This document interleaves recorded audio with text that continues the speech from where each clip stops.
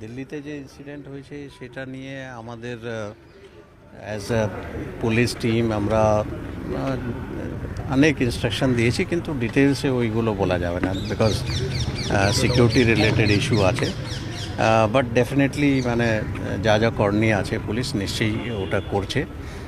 গতকালও আমরা একটা মিটিং করলাম, আজকে আবার একটা মিটিং হয়েছে, তো ডিটেল ইনস্ট্রাকশনস ওই নিয়ে বলা হয়েছে so that security is not compromised at any point of place.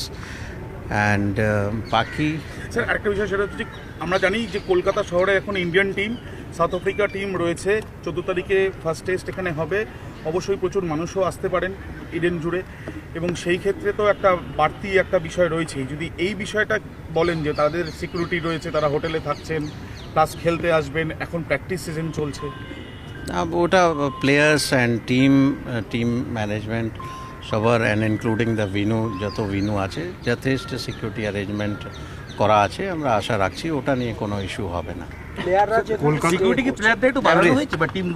সব জায়গায় যথেষ্ট অ্যাকশন নেওয়া হয়েছে যাতে কোনো রকম কম্প্রোমাইজ সিকিউরিটিতে না হয়। So adequate action has been taken.